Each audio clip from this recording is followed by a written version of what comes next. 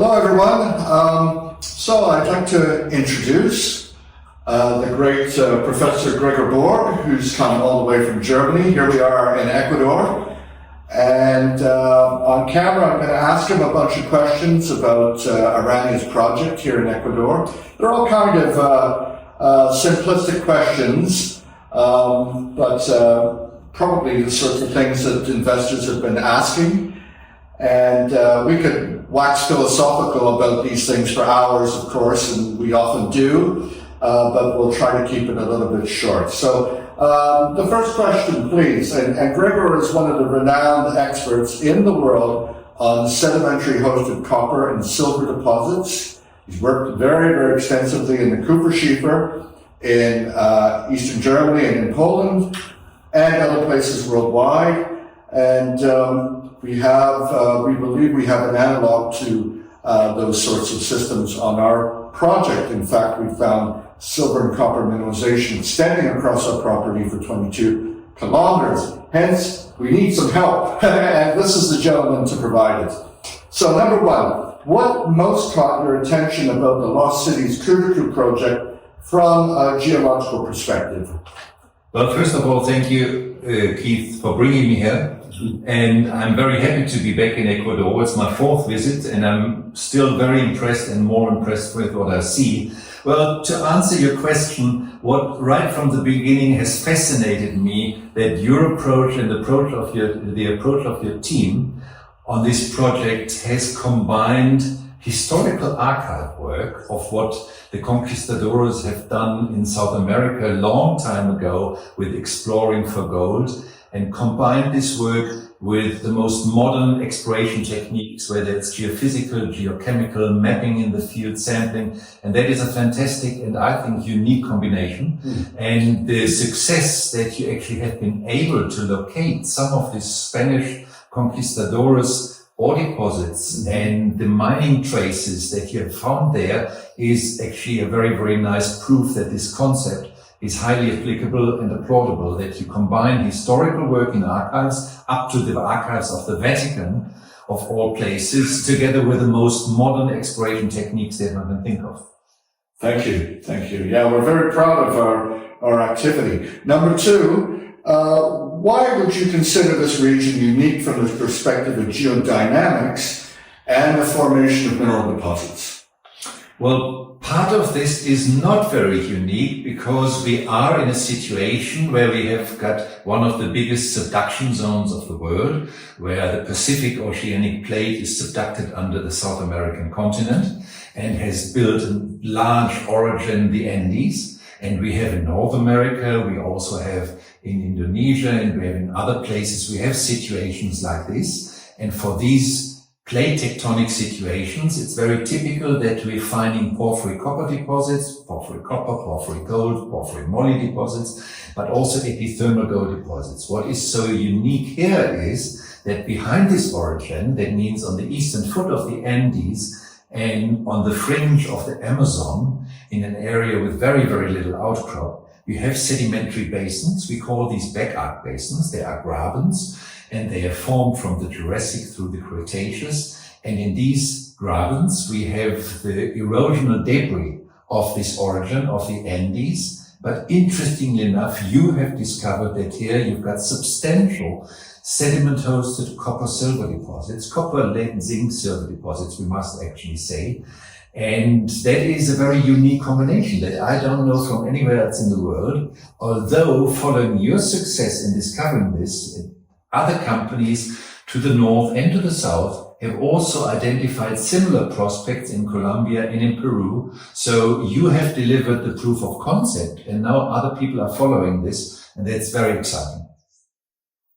Well, it's always impressive when somebody wants to copy you, and certainly we've had some good success.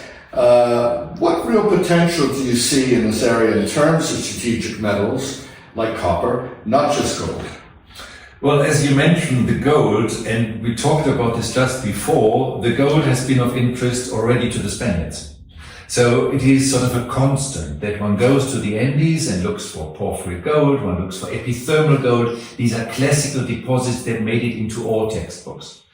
But the copper in here, not only from the porphyries, which is the biggest source of supply of copper worldwide, but followed immediately by sediment-hosted copper. There are big provinces where you have sediment-hosted copper in the European Kupferschiefer, in Germany and Poland, you mentioned it already, but also in the Kalahari Copper Belt and in other places. So this is well known, but the combination of the two is something completely new. So to have a combination of porphyry coppers and sediment-hosted copper is very, very interesting. And the copper is one of the strategic metals. It is not really a rare metal. It is not so seldom. There are plenty of deposits worldwide, but at the same time, we need huge quantities. Because for the electrical transition from combustion engines to electrical engines, we must remember that an electrical vehicle needs 3 times as much copper as a combustion engine vehicle. So it is one of the most pressing strategic metals in big quantities. And this combination makes it necessary that we look for deposits that have this combination of sediment-hosted copper with the porphyry coppers and even the epithermals, although they provide little copper, but mainly gold. Mm-hmm. Well, thank you. Certainly, this is a very, very unique area, and I've often said that we have basically a cornucopia of resources on our project. Lots and lots of different, lots of smoking guns, how can we say it that way, and lots of potential for mining in different metal scenarios. So the final question, if I can, why do you think it's important to continue the scientific research in underexplored areas like this? Well, that is a question that is easy to answer. I think that you have found a new deposit type here.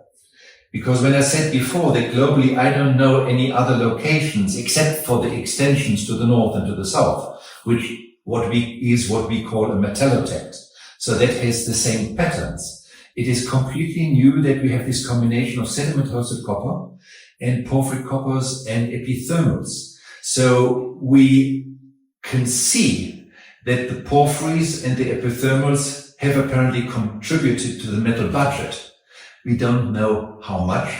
We don't know what the conduits, the channelways have been, how they found their way into the sediments. And that is something that is not really researched, neither on the academic side, not on the applied side in exploration. So when we have our discussions here about these numerous exploration targets that you have identified and that all need drilling now, they need geophysics and they need drilling. Because if we don't drill, we don't know what's underneath, and we have to go deep because everything is covered by soil and thick vegetation in the Amazon. Mm-hmm. So this cannot be done by scientific research, and you've been able to talk to and to acquire quite a fantastic network of people that have a fantastic knowledge of the area, and they bring their individual expertise, like on sedimentology and sequence stratigraphy, like Christian Vallejo, that you have brought into the team, and I'm very impressed by that. Mm-hmm. Well, thank you. Yeah, it's a very, very impressive opportunity, and we really are, I believe, at the forefront, not just of scientific research, but certainly of exploration here in South America. Well, thank you very much. I really, really appreciate all that you've done and all you are doing, your contribution to this project. I think ultimately we're going to be very, very successful. I may not name the mine after you, but certainly you're going to get a lot of credit. And thank you very much for being here. Keith, thank you very much for bringing me into this team. It's a fantastic team. I really love doing this, and it's the best sort of job that I can imagine. Fantastic. Thank you.